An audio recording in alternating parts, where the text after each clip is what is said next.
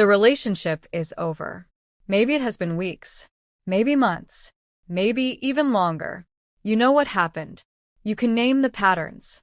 You understand that the relationship was harmful, and yet something still feels unresolved. You are still thinking about them more than makes sense. Certain things still trigger a reaction in you. You still feel mentally or emotionally tied to someone you know is not good for you. That can be deeply confusing. A lot of survivors think that once they are out of the relationship, or once they understand the truth of what happened, the attachment should already be gone. So when it is not, they start judging themselves. They wonder why they are still affected. They wonder why it still hurts. They wonder why the person still takes up so much space in their mind. That does not automatically mean you are failing at recovery. It often means the trauma bond has not fully broken yet. In this video, I want to walk through 7 signs that a trauma bond may still be active, even if you already understand the relationship was abusive. One of the most confusing parts of recovering from narcissistic abuse is the stage where you understand what happened, but still feel stuck in it. You may have the language now. You may understand gaslighting, love bombing, devaluation, hoovering, or trauma bonding. You may be able to explain the relationship more clearly than you ever could before. But understanding it and being free from it are not the same thing. A trauma bond does not only show up as missing the person. It can show up in the way your thoughts keep circling back, the way your body still reacts, the way certain patterns continue to run in the background, and the way your emotions still get pulled into old loops. That is why a lot of survivors do not realize the bond is still active. They assume that if they are no longer in contact, or if they know the truth now, the attachment should already be gone. But that is not usually how this works. Some signs of trauma bonding get mistaken for love. Some get mistaken for weakness. Some get mistaken for unfinished business or lack of closure. What they usually are is conditioning that is not fully unwound yet. And if you cannot see the signs clearly, they will keep influencing your recovery in the background. So let's go through them one at a time. Sign number 1.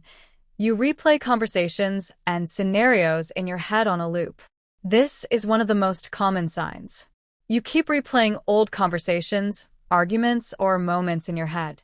You think about what you should have said. You go back over things they said and try to figure out what they meant. You replay the good moments and wonder if any of it was real. This is not just ordinary overthinking. In narcissistic relationships, things often do not end with real clarity. There is usually confusion, deflection, blame shifting, half-truths, denial, or emotional chaos.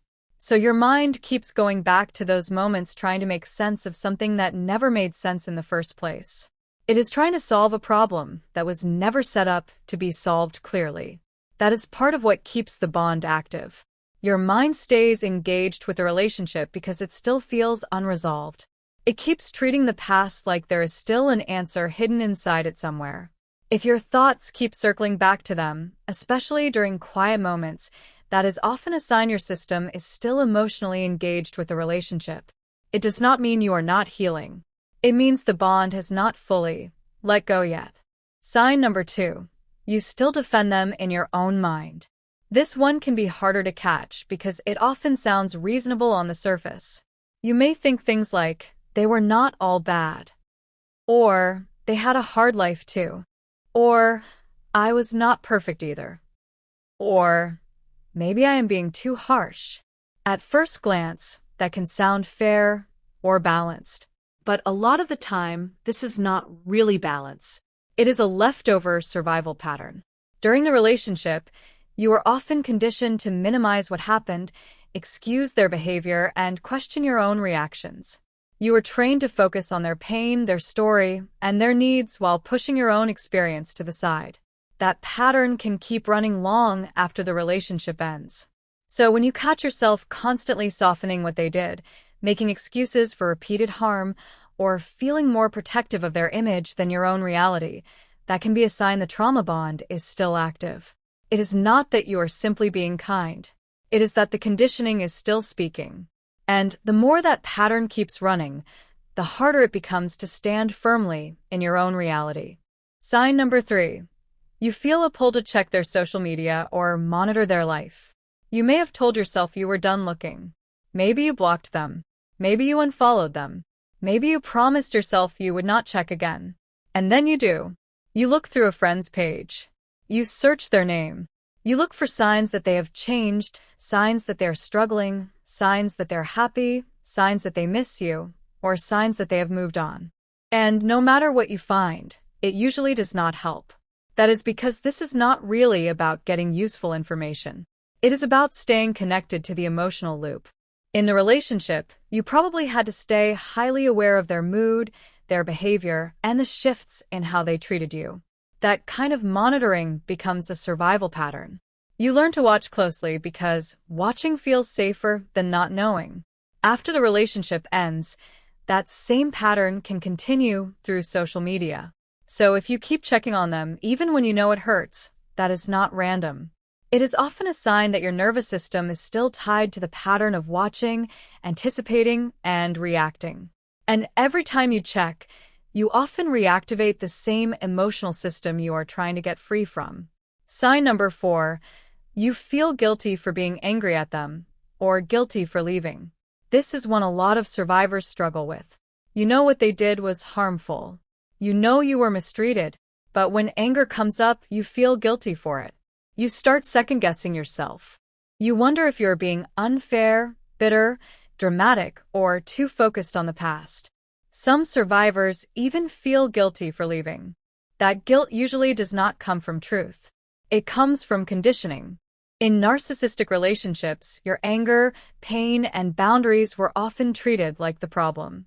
You may have been made to feel selfish for having needs, cruel for speaking up, or unstable for reacting to mistreatment. So later, even when your anger is justified, you may still feel guilty for having it. That does not mean your anger is wrong. It often means you were trained to distrust your own normal emotional responses. If you feel guilty for being angry at someone who repeatedly harmed you, or guilty for leaving a harmful relationship, that can be a sign the trauma bond is still active. It can also be a sign that their framing of you is still living in your mind, even after the relationship is over. If you are already recognizing yourself in several of these signs, the free trauma bond self-assessment is in the description below.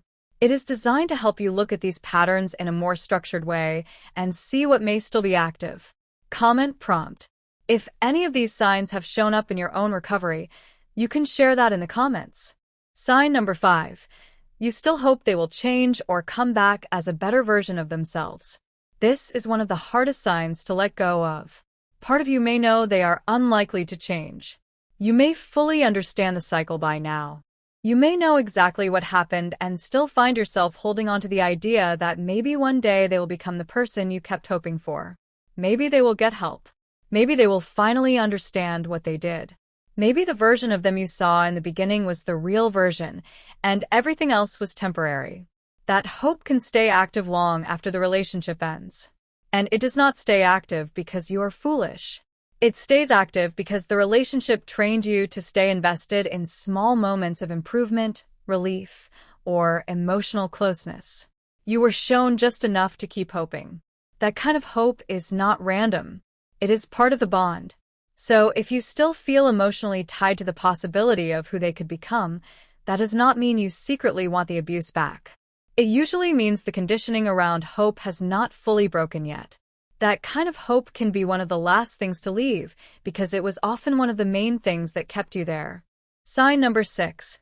You feel empty, flat, or lost without the relationship, even though it was harmful.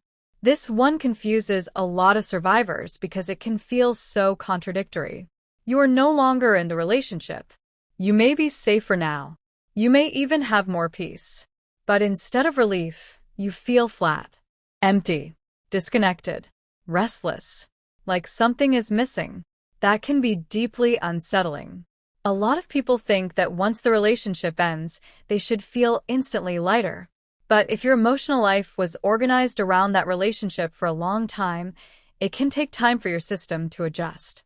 The relationship may have created constant stress, emotional highs and lows, hypervigilance, and intense relief cycles. That became familiar, even if it was unhealthy. So when that cycle stops, the absence of it can feel strange. Sometimes survivors mistake that emptiness for love. They think, maybe I miss them. But very often what they are feeling is the loss of a familiar emotional pattern, not the loss of a healthy relationship. That is why this stage can feel so uncomfortable. You are not just grieving the person. You are adjusting to the absence of the cycle. And that adjustment can feel harder than people expect, especially if nobody ever explained why peace can feel so unfamiliar at first. Sign number 7. You struggle to trust your own perception of what happened. This is one of the deepest signs because it affects everything else. You may know what happened. You may have written it down. You may have talked about it. You may even be very clear sometimes. And then the doubt comes back. You wonder if you exaggerated. You wonder if you misunderstood. You wonder if it was really abuse.